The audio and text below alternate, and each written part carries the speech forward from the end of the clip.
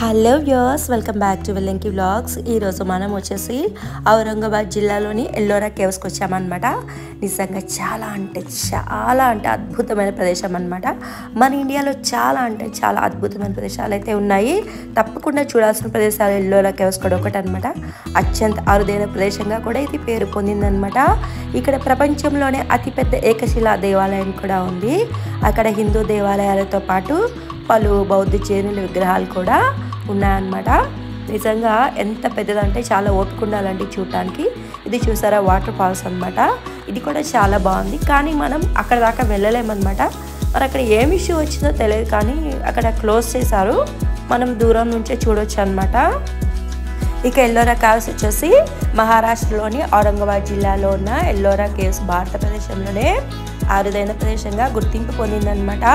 UNESCO ప్రపంచ వారసత్వ ప్రదేశంగాను గొప్ప విశిష్టత దక్కించుకుందనమాట. కాకపోతే చాలామంది సహజంగా ఈ ప్రదేశాన్ని అజంతా ఎల్లోరా కేవ్స్ అని పిలుస్తారు, కానీ వాస్తవానికి అయితే అవి రెండు వేరు అనమాట. అవి వేరు ప్రాంతాల్లో కూడా ఉంటాయి. ఇక ఇవన్నీ కూడా ఒక రాతి గుహలు అనమాట. అయితే ఆ రెండు కూడా మనకి ఔరంగాబాద్ జిల్లాలోనే ఉంటాయన్నమాట. షిరిడి వెళ్ళిన వాళ్ళు తప్పకుండా ఔరంగాబాద్ షిరిడీకి దగ్గర కనుక తప్పకుండా విజిట్ చేయొచ్చు అనమాట. చాలా సులభంగా కూడా అయితే పోవచ్చు. ఈ బౌద్ధ విగ్రహాలు ఇవన్నీ కూడా చాలా పురాతనమైనవి అనమాట. అయితే ఇక్కడ మనకి ఎల్లోరా కేవ్స్కి ఈ అజంతాకు వచ్చేసి 103 కిలోమీటర్స్ డిస్టెన్స్ అయితే ఉంటుందన్నమాట. ఇప్పుడు మీకైతే నేను ఎల్లోరా కేవ్స్ అయితే చూపిస్తున్నాను.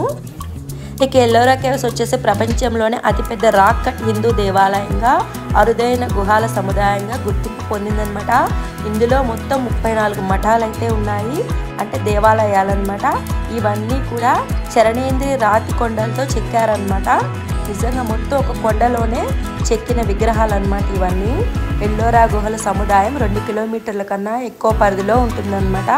దీంతో ఆ ప్రాంతం మొత్తం పక్కపక్కనే నిర్మించిన గుహలతో నిండిపోయి ఉంటుందన్నమాట. ఇక ఇక్కడున్న ఏకశిలా దేవాలయం ప్రపంచంలోనే అత్యంత సంక్లిష్టమైన ప్రత్యేకమైన డిజైన్ కలిగి ఉంటుందన్నమాట. ఇకపోతే హిందూ మతంతో పాటు ఇక్కడ జైన మతాలకు చెందిన విగ్రహాలు కూడా ఉంటాయన్నమాట.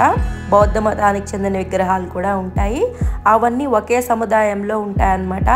ప్రాచీన కాలంలో భారతదేశంలో ప్రజలు ఎలా కలిసిమెలిసి ఉండేవాళ్ళో మనకి ఇవన్నీ తెలియజేస్తూ ఉంటాయి. ఎల్లోరా కేవ్స్లో అన్నిటికన్నా ముఖ్యమైనది పరమేశ్వరుడి కైలాస టెంపుల్ అనమాట. అది 16వ గుహలో ఉంటుంది.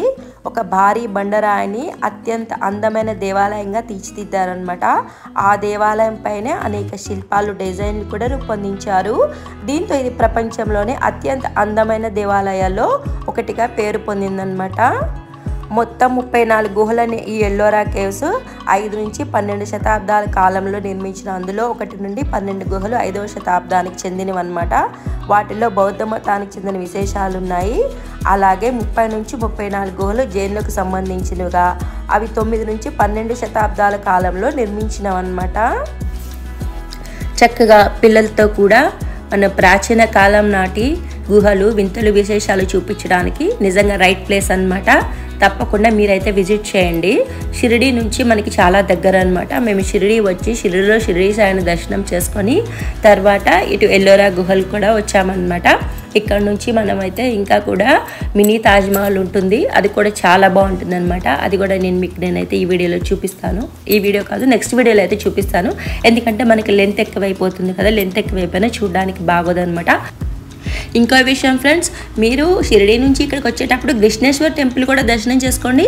మనకి కృష్ణేశ్వర్ వచ్చేసి 12వ జ్యోతిర్లింగం అనమాట. చక్కగా ఇక్కడ నియర్ బై ఉంటుంది. చక్కగా వెళ్ళిపోయి కృష్ణేశ్వర స్వామిని కూడా దర్శనం చేసుకుని అక్కడ మనమే అభిషేకం చేసుకోవచ్చు అనమాట. అదిగో మీకు కనిపిస్తుంది కదా దూరంగా, అదే కృష్ణేశ్వర జ్యోతిర్లింగ టెంపుల్ అనమాట.